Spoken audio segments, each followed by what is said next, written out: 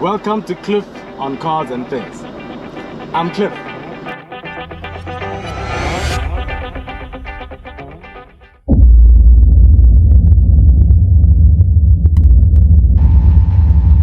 Welcome to Cliff on Cars. Today I'm sitting with Nico Moosa and we are sitting here at the Blom spot. Translated to English so you overseas people can understand what it is. What is a Blom spot? It is the chill spot. Yeah. So we're chilling here inside what is a BMW cave. Nico is a guy who's into cars. He's into parts like myself. And there is a show on the internet called The Wheeler Dealer. But over here, Nico is the Wheeler Dealer. He runs his company called The Wheeler Dealer. So if you're in South Africa and you're looking for parts, this is the man to hit up. Nico's well known in the car circle here in our area. As a matter of fact, if you talk about E30 BMW and spinning E30 BMW, if there was a genesis in that, this is the man. So he's the OG and the rest of the followers. How are you doing, Nico? No, I'm good, and you, Cliff? I'm great, man. I just want to touch on the beginning, the passion for cars. Not even BMW specifically, but cars. Where did it all start? Cliff, it runs in the family. Family, all car guys. My dad was a Datsun guy. He loved Opels. So I grew up with that, and my dad was a mechanic. My uncles were mechanics, panel beaters, spray painters. And then when they went away, my love for cars still stuck there, and I was always fiddling with someone's car, someone's yard, fiddling, and it just carried on. And when I started buying my own stuff, I would hold on to something, not buy it and sell. And that's where later on I started a collection. And yeah, like some of the cars here at home, more than 20 years. The one, my Shadow Line is like almost 25 years in the family. Let's talk E30, because some people are known for something specific. And I would say you are known for the E30. Yeah. So if anybody says Nico Moosa, E30 is the first thing that comes to mind. Yeah. The love for the E30, because you could have gone to any other car, but why the E30? Hey, the E30 is something else, man. It's just a car. It's dynamics, and I like the two doors. Back then, I bought a couple of two doors and the coupes. So the convertible, or the power they would call it. It's just that the compact of the vehicle, and it's a looker. Because when you park a coupe compared to a four door, it stands out. True. So I loved my E30s, and they were easy to fix. I knew exactly when this car's not idling right, it's 1, 2, 3. So I knew, specialize in the E30, know E30, drive a E30, love a E30, never sleep on the road with the E30. Simple. So once you got to understand the E30 mechanically, when did you start spinning the E30, and why did you start spinning the E30? Hey, good question. Because I mean, we all know the Kusheshe is it's the soundtrack of South Africa. It was the soundtrack of the township. It's now the soundtrack of South Africa when it comes to cars. True. Probably the most popular car in South Africa. Yeah. Hands down. Definitely. And the way you handled the E30, and I'm sure one day we'll do a video so you can see this man at work. When did you decide I'm gonna get behind the wheel and I'm gonna master spinning a Kusheshe? Cliff, it's with driving the car, and when you, with guys, you know, it all started with when you come around the bend and there's a small sand patch and you're like, let me just clutch it a bit and see what it does. Then boom, it runs away, then you come again, then you start repeating it and you're like, no man, let's try something else. And then you go to a dead end and you start turning it and you get a nick of it. And then after that, wherever you see something where there's a chance and a plant, you throw its ass out and it just goes and it slides. And then eventually we started racing with it, building strong motors and spinning with it. Then it was a norm. Every Friday and Saturday and Sunday, we made sure we're going to get together somewhere and we're going to start spinning. Did you crash any of your E30s in the process? I'm sure you broke many engines. 1 or 2 motors, not heavy. I was quite good with my motors. I 1 or 2 bearing knocks. And then I bumped my orange car once, but nothing serious. But okay. no major accidents or major engine failure. No, I didn't have stuff like that. So you've always been in control? Yeah, definitely. till this day. Till this day. Till this day. From spinning an E30 to spinning an M5. Yeah. I think you're the only person in South Africa I know who's spinning M5s. Yeah, the E39 is something else. Nah, it's chalk and cheese. Eh? I think I'm too used to a lot of power. That if I jump in an E30, it's like I'm wasting time. Okay. It must be something with proper power. So between the V8 M5, I think you've got two of them now. Yes. And I think you've had others in the past. Yes. And your V10 M5. Which do you prefer spinning? I see you spinning more of your V8.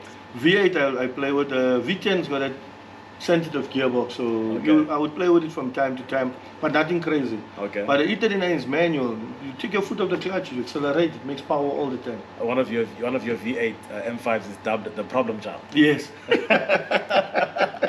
I don't know who's the problem child, the V8 or the driver. Same WhatsApp Same group. WhatsApp group, eh? Okay. Now, over the years, you've built a beautiful collection, and now you've built a home that houses your collection. And we see your collection on Facebook, and we see you driving some of the cars once in a while, and it's really spectacular. And it's one of the very few collections which I can say pays homage to BMW and the car that we love in South Africa. However, there is something very interesting which interests me about your collection when I look at it on social media. The Skylines. What is it with the Skylines? Because the Skylines are a total departure from BMW. And now I'm not even talking Germany, Europe versus the East. Yes. As far as that is concerned. I'm just talking the two brands. Yeah. What makes you gravitate to Skyline? You've got an old school Skyline, you've got a GTR. So the Nissan came with my dad's time. My dad, like I said, my dad had a couple of triple S's, and he never had a GTX. And when I grew up, I had a couple of friends with 2.8 GTXs, and I loved it once again, two-door. The shape of the car, the durability of the engines, a bulletproof simply. And I always said to myself, one day I'll buy a Skyline. And when I would say to the guys, I love a Skyline, they'd be like, no, you're mad, you didn't drive BM. And I'd just keep quiet about it. And then as time passes, as year passed, and then when the GTR came out, I remember the first GTR to come to Mpumalanga was owned by a guy in White River. I went looking for that car the whole day until I came to the guy and I was like, can I just look at this car? And I looked at the car and I'm going to buy this car one day. And nobody knew. Till the day when I bought the car, nobody knew that the GTR was mine. They said, never, not Nico. Nico can never buy that. It's playing games. Yeah. And I did the homework on the car. I read about the car, follow the car. And I just said to myself, there's no way in hell I won't buy it. And I had to. And I actually love how you took an entire trip down to the Cape in that car. Yeah. Specifically for that, just to enjoy that car to its fullest. And Yes. I'm like that. You need to do a long trip for you Yes. to enjoy specific cars. Learn the car. Yes. Yes. And that is a car you need to learn. Yes, definitely. Yeah. No, it took me time, man. It took me a while before I could hammer it up hilltop and stuff like that. Yeah. I went asking people, show me this, how does this work, tell me about this, tell me about that, all electronics and stuff. And after that, then when I came from a crash course in Pretoria the one day, I came back, I couldn't wait to get home so I could jump in mine. And yeah, this year's 5 years later, and So is it a touch keeper? wood. Yes, definitely, I'll never change. You don't get it. Never ever. I think now moving to electric age, definitely that GTR is something to behold. Yes. Something special. No, definitely. Yeah, it definitely is. Yes. And now, something also off the radar. You're now into the Jeep thing. There's now this whole new culture in South Africa of the Jeep Wrangler. And you've jumped at the bandwagon with the Red Lobster. We'll see it in a while, the Red Lobster. I see it's already got gas tanks, petrol tanks, and everything. It looks like you're going to go into the desert. And I see you really use that car and you really enjoy it. And you're out there. And then one picture which sticks to my mind is a picture when you went up to Lesotho. And it's there in the snow. Yeah. I think that is the most beautiful picture. I think we'll have to get that picture from you and actually just show it on the white snow. It was magic. Yeah. Against the red. And that color seemed to be a bit different in the snow there. Yes. Because it was cold. Yes, it was cold. It was spectacular. Yeah, And it really did look like a lobster in an ice box. Yes. And how are you enjoying the Jeep? So Cliff, once again, getting to the Jeep, I had the option of buying what you're driving. And 2, 3 friends. RS4. Yes, RS4, sorry, RS4. And I was like hunting for 3 weeks to buy another sport car, but I wanted a convertible. And I loved the Audi, but I couldn't get a spec one. And 3 of my friends that I was talking to said to me, listen, you got all your cars are fast. Buy a Jeep.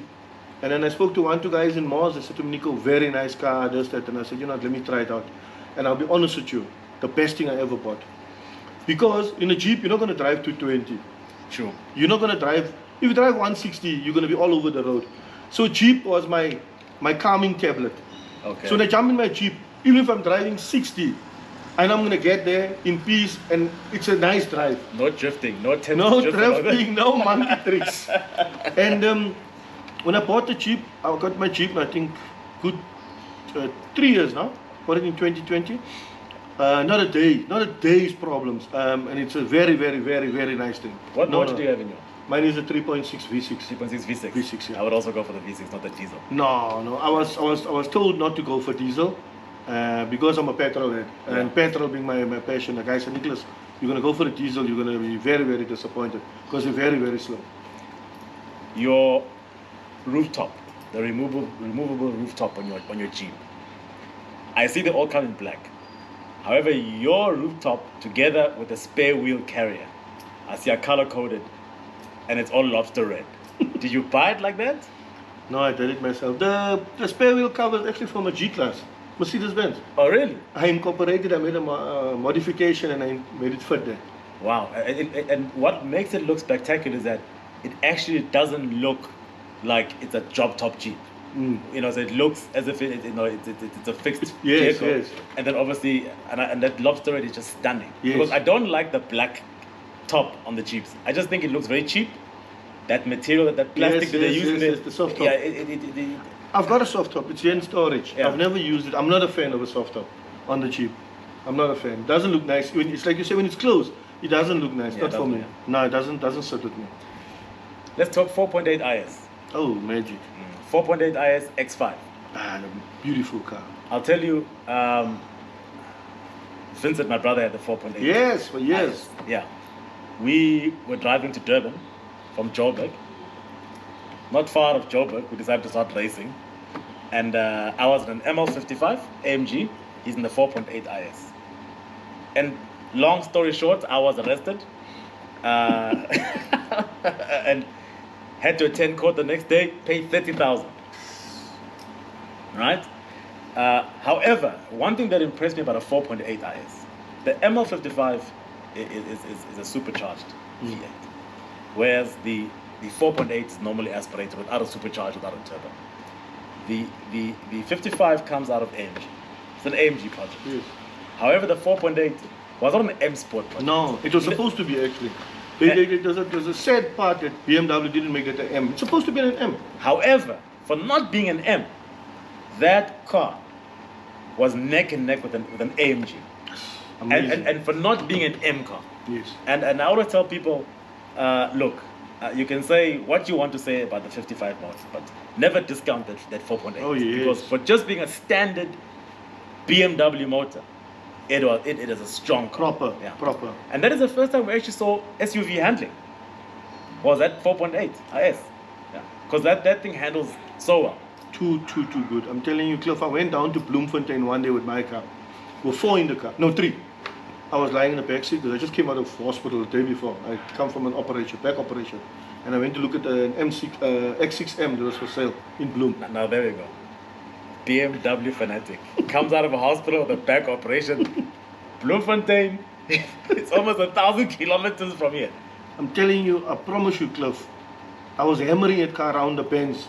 The 2 guys who were with me were like, no, it can't be.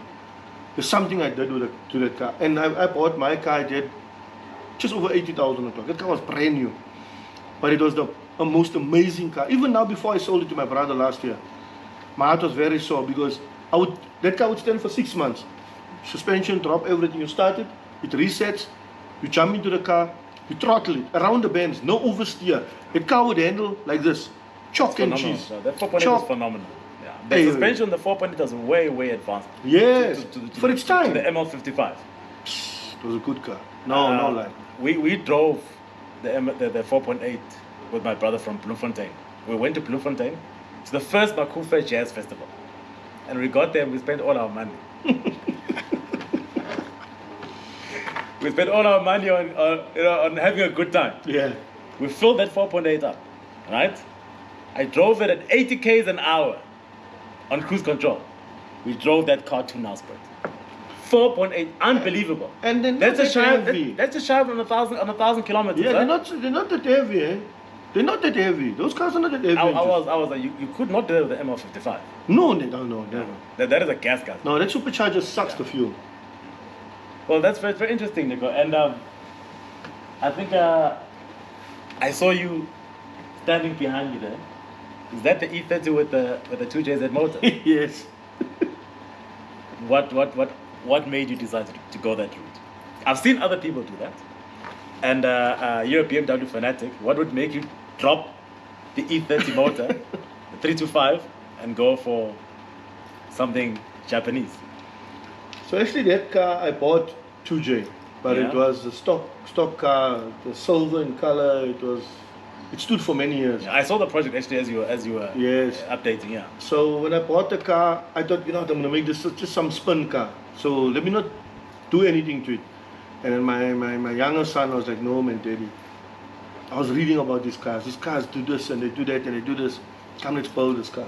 And then 3 years later plus, I'm still working on it. So now your son has also got the bug. Can't hang around you, not have the bug. Yeah. You got it from your dad, now he's got it from you. Yes. Passed on. Yes. Yeah. It's sort of like the nightmare for wives. This gene that's being passed Yes. on. Yes. All about cars. All about cars. Being a petrol head yourself, you've got from your 325's BMW 2.5 all the way up to V10. How do you feel about the electric age? Especially now, you've got an M4, right? That's straight six, twin turbo. Twin turbo, yeah. How do you feel about BMW downgrading and ultimately moving towards full electric? What does that mean to you? Because you like to play with your cars. Yes. You like to. So when you're fully electric, there's nothing for you to play with as far as technicality is concerned and engine is concerned. So how do you feel about that? I would never buy an electric car. Never. Ever? Never, ever. No, that thing won't work. No ways. I was the other day at BMW and I jumped into that 7. Yes. The new 7 Series, that electric hybrid. Yes. No. There's nothing there. You can't hear anything. Anybody. Yeah, the car's silent. I had the pleasure of being in a Tesla in Dubai, and I was left numb.